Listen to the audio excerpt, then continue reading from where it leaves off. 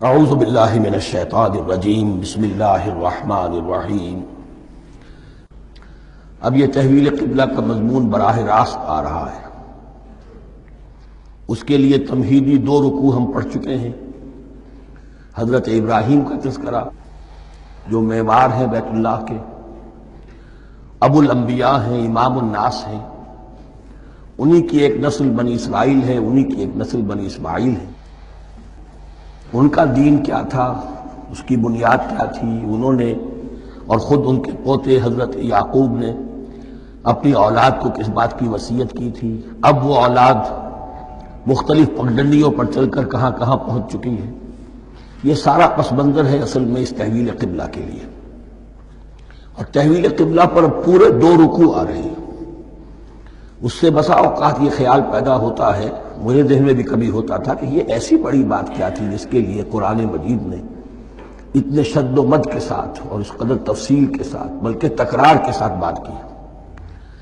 تو اصل میں اس کو یوں سمجھیے کہ ایک خاص مذہبی ذہنیت ہوتی ہے، اور وہ مذہبی ذہنیت یہ ہوتی ہے کہ اعمال کے ظاہر پر ان کی توجہ زیادہ مرکوز ہو جاتی ہے، اعمال کی جو روح ہے زیادہ اس کی طرف توجہ نہیں ہوتی۔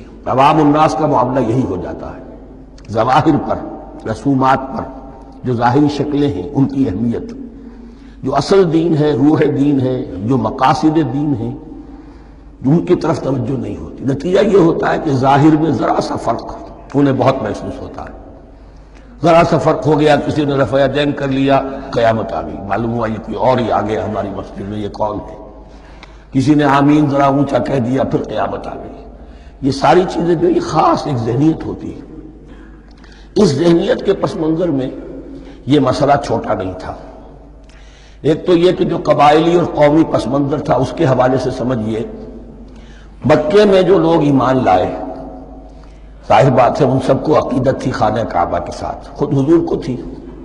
آپ روتے ہوئے نکلے ہیں اور آپ نے یہ فرمایا تھا کہ اے کعبہ مجھے تجھ سے بڑی محبت ہے، لیکن تیرے یہاں کے رہنے والے مجھے یہاں رہنے نہیں دیتے۔ پھر یہ کہ وہ جو عقیدت اور محبت تھی وہ تمام اور مسلمانوں کے دلوں میں بھی تھی۔ مدینے میں آ کر آپ نے رخ بدل دیا۔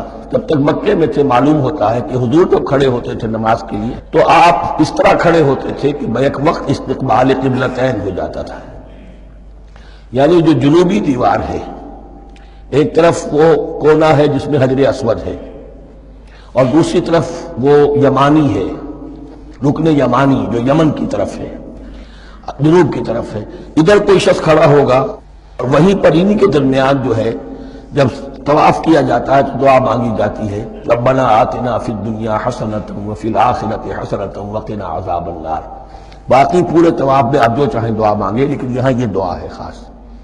اب اگر کوئی شخص ادھر کھڑا ہو کر نماز پڑھ رہا ہے تو کعبہ تو سامنے ہے ہی، ٹھیک سیٹ میں یروشلم بھی ہے۔ استقبال القبلتین، ایک ہی وقت میں 2 قبلوں کی طرف رخ ہو گیا۔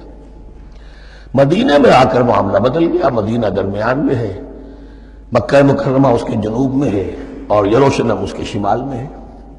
اب جنوب کی طرف رخ کریں گے تو پیٹھ ہوگی یروشلم کی طرف، یروشلم کی طرف رخ کریں گے تو پیٹھ ہوگی کعبے کی طرف۔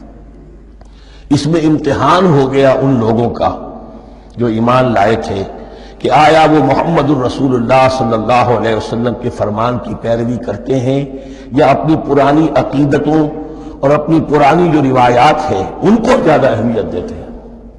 اللہ کا شکر ہے جو لوگ مکے سے آئے تھے ان کی اتنی تربیت ہو چکی تھی کہ ان میں سے کسی کے لیے کوئی مسئلہ پیدا نہیں ہوا۔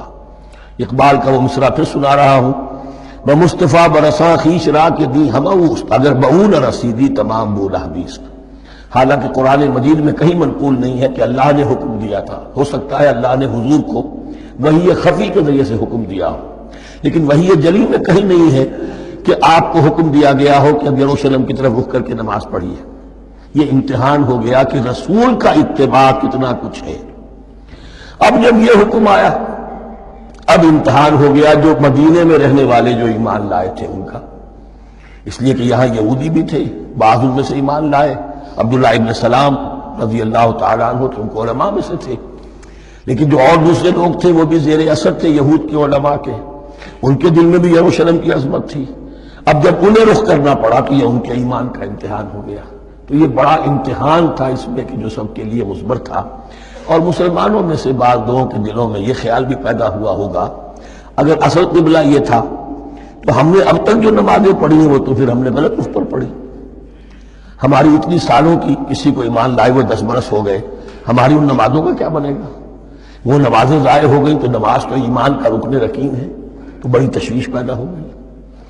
اس کے ساتھ ہی ایک مسئلہ یہ پیدا ہوا سیاسی اعتبار سے کہ یہود اب تک تو یہ سمجھ رہے تھے کہ حضور نے اور مسلمانوں نے ہمارا قبلہ اختیار کر لیا ہے، تو گویا کہ ہمارے کیمپ فالوورز ہیں، ہمارا تو انہوں نے اتباع کیا ہے، لہذا ہمیں کوئی خاص اندیشہ نہیں ان کی طرف سے۔ لیکن اب جب قبلہ بدل گیا تو ان کے کان کھڑے ہو گئے کہ یہ تو پھر کوئی نئی اب ملت ہے اور نئی امت کی تشکیل ہو رہی ہے، لہذا ان کی طرف سے مخالفت جو تھی اس کے اندر شدت زیادہ پیدا ہو گئی۔ یہ سارے مضامین تھے کہ جو یہاں پر زیر بحث آ رہے ہیں۔ سَيَقُولُ السُّفَهَاءُ مِنَ النَّاسِ، بہت غیر معمولی ہے اس کا آغاز ہی اس آیت کا۔ ان قریب کہیں گے لوگوں میں سے احمق اور بے وقوف لوگ، ما وَلَّاهُمْ عَنْ قِبْلَتِهِمُ الَّتِي كَانُوا عَلَيْهَا، کس چیز نے پھیر دیا انہیں اس قبلے سے کہ جس پر یہ تھے، یعنی یہ 16 مہینے نماز پڑھی ہے بیت المقدس کی طرف رخ کر کے یروشلم کی طرف، اب کس چیز نے پھیر دیا انہیں؟ قُلْ لِلَّهِ الْمَشْرِقُ وَالْمَغْرِبُ، دیکھیے وہی الفاظ جو 14ویں رکوع میں آئے تھے جو تمہید بن رہے تھے، کہہ دیجئے کہ اللہ ہی کے لیے ہے مشرق اور مغرب۔ گویا کہ شمال اور جنوب، مشرق و مغرب، شمال و جنوب، محاورے میں مشرق و مغرب زیادہ استعمال ہوتا ہے، سب اللہ کے ہیں، اللہ کسی سمت میں محدود نہیں ہے۔ یہدی من یشاء الی صراط مستقیم، وہ جس کو چاہتا ہے سیدھے راستے کی طرف ہدایت دے دیتا ہے۔ وَكَذَلِكَ جَعَلْنَاكُمْ، اب یہ خاص بات کہی جا رہی ہے، اے مسلمانوں تم اس تحویل قبلہ کو معمولی بات نہ سمجھو، یہ علامت ہے اس بات کی کہ اب تمہیں وہ حیثیت حاصل ہو گئی۔ وَكَذَلِكَ جَعَلْنَاكُمْ أُمَّةً وَسَطًا لِتَكُونُوا شُهَدَاءَ عَلَى النَّاسِ وَيَكُونَ الرَّسُولُ عَلَيْكُمْ شَهِيدًا، اب تمہارا فرض منصب یہ ہے کہ رسول نے جس دین کی گواہی تم پر دی ہے اپنے عمل سے، اپنے قول سے، اسی دین کی گواہی تمہیں دینی ہے اپنے قول سے اور اپنے عمل سے پوری نوع انسانی پر۔ اب تم لنک بن گئے ہو، اب تک نبوت کا سلسلہ جاری تھا، ایک نبی کی تعلیم ختم ہوئی، بگڑ گئی، تحریف ہو گئی، غائب ہو گئی، دوسرا نبی آ گیا، پھر کوئی تیسرا آ گیا، چلے آ رہے۔ لہذا ہر دور کے اندر اب وہ جو معاملہ تھا تسلسل کے ساتھ چل رہا تھا، اب یہاں نبوت ختم ہو رہی ہے محمد رسول اللہ صلی اللہ علیہ وسلم پر، تو نوع انسانی تو ختم نہیں ہو رہی، ابھی قیامت تو نہیں آئی ہے۔ اب آگے لوگوں کو تبلیغ کرنا، ان تک دین پہنچانا، ان پر حجت قائم کرنا، ان کا احقاق حق اور ابطال باطل کا فریضہ سر انجام دینا، یہ کون کرے گا؟ تو پہلے تو ہمیشہ اللہ کی طرف سے وہی جبریل لائے اور نبی کے پاس آ گئے، نبی نے لوگوں کو سکھا دیا۔ اب یہ کہ اللہ سے جبریل لائے محمد کے پاس، محمد نے سکھایا تمہیں، اور تمہیں سکھانا ہے پوری نوع انسانی کو، تو تم اب وہ درمیانی لنک ہو۔ وَكَذَلِكَ جَعَلْنَاكُمْ أُمَّةً وَسَطًا لِتَكُونُوا شُهَدَاءَ عَلَى النَّاسِ وَيَكُونَ الرَّسُولُ عَلَيْكُمْ شَهِيدًا، یہ مضمون زیادہ کھلے گا چل کر سورہ حج کی آخری آیات میں۔ اسی طرح سے مراد یہ کہ تحویل قبلہ ایک مظہر ہے اس کا، اس سے اب تم اپنی ذمہ داریوں کا اندازہ کرو، صرف خوشیاں نہ مناؤ، جشن نہ مناؤ، بلکہ یہ کہ یہ ایک بہت بڑی ذمہ داری کا بوجھ جو تم پر آ گیا۔ کبھی ہم نے اپنے بندے محمد کے کاندھوں پر جب یہ بوجھ رکھا تھا تو ان سے بھی کہا تھا صلی اللہ علیہ وسلم، اِنَّا سَنُلْقِي عَلَيْكَ قَوْلًا ثَقِيلًا، اے نبی ہم آپ پر ایک بھاری بات ڈالنے والے ہیں۔ وہی بھاری بات بہت بڑے پیمانے پر اب تمہارے کندھوں پر آ گئی ہے۔ وَكَذَلِكَ جَعَلْنَاكُمْ أُمَّةً وَسَطًا لِتَكُونُوا شُهَدَاءَ عَلَى النَّاسِ وَيَكُونَ الرَّسُولُ عَلَيْكُمْ شَهِيدًا وَمَا جَعَلْنَا الْقِبْلَةَ الَّتِي كُنْتَ عَلَيْهَا، اور ہم نے نہیں قرار دیا تھا اس قبلے کو جس پر کہ اے نبی آپ پہلے تھے۔ یعنی یہ دو طرح کی بات ہو سکتی ہے، وہی خفی سے اللہ نے فرمایا ہو کہ اے محمد اب کچھ عرصے کے لیے یروشلم کی طرف رخ کر کے نماز پڑھو، وہی جلی میں نہیں ہے، اور یہ بھی ہو سکتا ہے یہ حضور کا اجتہاد ہو اور اسے اللہ نے قبول فرما لیا، دونوں باتوں کا امکان موجود ہے۔ حضور کے اجتہاد پر اگر اللہ کی طرف سے نفی نہ آئے تو وہ گویا اللہ کی طرف سے۔ وما جعلنا القبلة التي كنت عليها إلا لنعلم من يتبع الرسول ممن ينقلب على عقبيه، اور نہیں ٹھہرایا تھا ہم نے اس قبلے کو جس پر کہ آپ رہے ہیں مگر یہ جاننے کے لیے کہ کون ہے، یہ ظاہر کرنے کے لیے کہ کون ہے کہ جو اتباع کرتے ہیں رسول کا صلی اللہ علیہ وسلم، اور وہ کون ہے کہ جو اپنی ایڑیوں کے بل لوٹ جاتے ہیں۔ یعنی مدینے میں آ کر اگر کوئی مکے کا مسلمان کہتا صاحب یہ قبلہ مجھے قبول نہیں ہے، وہ واپس ہو جاتا، ایسا ہوا نہیں۔ اور اب جب مکے کی طرف رخ ہو گیا ہے تو کوئی انصار میں سے، کوئی مدینے میں جو ایمان لائے ان میں سے کسی نے کہا کہ ٹھیک ہے جی ہمارا قبلہ وہ تھا، اب آپ نے اپنا قبلہ بدل دیا، آپ کا راستہ اور ہمارا راستہ اور، نہیں، وہ تمام کے تمام مسلمان ان آزمائشوں میں کامیاب ہوئے۔ وَإِن كَانَتْ لَكَبِيرَةً إِلَّا عَلَى الَّذِينَ هَدَى اللَّهُ، اور واقعہ یہ ہے، یقیناً یہ بہت بڑی بات تھی، اس طرح قبلے کے اندر تبدیلی قبول کر لینا آسان بات نہیں ہوتی، بڑا حساس مسئلہ ہوتا ہے، مگر ان کے لیے کہ جن کو اللہ نے ہدایت دی۔ وَمَا كَانَ اللَّهُ لِيُضِيعَ إِيمَانَكُمْ، اور اللہ ہرگز تمہارے ایمان کو ضائع کرنے والا نہیں ہے۔ ایمان سے یہاں مراد نماز جو ہے الصلاۃ عماد الدین، وہ جو تشویش ہو گئی تھی کہ ہماری ان نمازوں کا کیا بنے گا جو ہم نے 16 مہینے پڑھی ہے بیت المقدس کی طرف رخ کر کے۔ وَمَا كَانَ اللَّهُ لِيُضِيعَ إِيمَانَكُمْ، اس وقت وہ حکم تھا رسول کا، وہ اللہ کے ہاں مقبول ہے، اس وقت یہ حکم ہے جو تمہیں رسول کی معرفت مل رہا ہے، اب تم اس کی پیروی کرو۔ ان اللہ بالناس لرؤوف الرحیم، یقیناً اللہ تعالیٰ تو انسانوں کے حق میں بہت ہی شفیق ہے اور بہت ہی رحیم ہے۔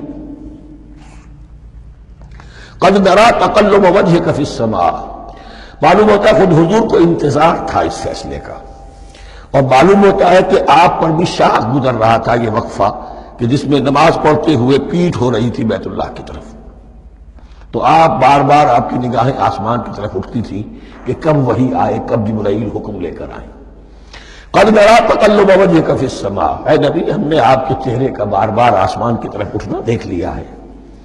فَلَنُوَلِّيَنَّكَ قِبْلَةً تَرْضَاهَا، اس آیت میں بڑی شفقت، بڑی محبت، بڑی عنایت ہے محمد الرسول اللہ صلی اللہ علیہ وسلم کے لیے اللہ کی طرف سے۔ تو ہم بدلے دیتے ہیں، پھیرے دیتے ہیں قبلہ جو آپ کو پسند ہے۔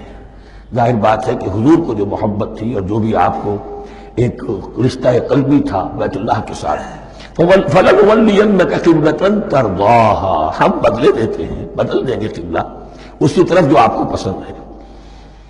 فَوَلِّ وَجْهَكَ شَطْرَ الْمَسْجِدِ الْحَرَامِ، تو بس اب پھیر دیجیے اپنے رخ کو مسجد حرام کے رخ پر۔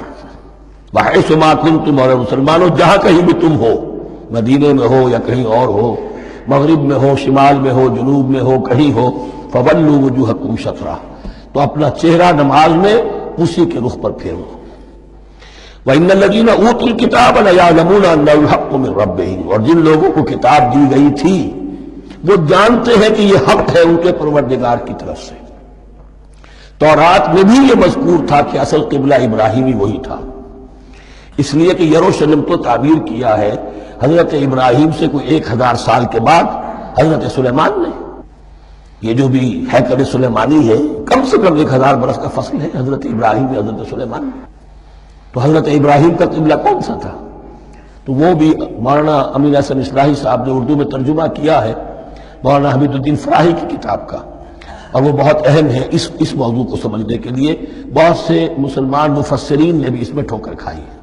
ان الذین اوتوا الکتاب لیعلمون انہ الحق من ربہم وما اللہ بغافل عما یعملون، اور اللہ غافل نہیں ہے اس سے کہ جو وہ کر رہے ہیں۔ ولئن اتاک الذین اوتوا الکتاب بکل آیۃ ما تبعوا قبلتک، اے نبی آپ ان اہل کتاب کو اگر تمام دلائل بھی دے دیں گے، تمام نشانیاں بھی دکھا دیں گے، تب بھی یہ آپ کے قبلے کی پیروی نہیں کریں گے۔ وما انت بتابع قبلتہم، اور نہ ہی اب آپ پیروی کرنے والے ہیں ان کے قبلے کی۔ یہ تو لکم دینکم ولی دین والا معاملہ ہو گیا۔ وما بعضهم بتابع قبلۃ بعض، حد یہ ہے کہ یہ خود جو ہے آپس میں ایک دوسرے کے قبلے کی پیروی نہیں کرتے۔ یعنی نصارہ اور یہود اگرچہ یروشلم سب کا قبلہ ہے، لیکن عین یروشلم میں جا کر جو یہودی ہیں وہ مغربی گوشے کو اختیار کرتے تھے، مغرب کی طرف رخ کرتے تھے ہیکل سلیمانی میں، اور جو نصارہ ہے وہ مشرق کی طرف، اس لیے کہ حضرت مریم سلام علیہا نے جو اعتکاف کیا تھا مکاناً شرقیہ، وہ جو مکان تھا ان کا جہاں اعتکاف تھا جہاں فرشتہ ان کے پاس آیا ہے وہ ہیکل کے کسی شرقی گوشے میں تھا، تو انہوں نے عیسائیوں نے اسی کو اپنا شرقی گوشے کو قبلہ بنا لیا۔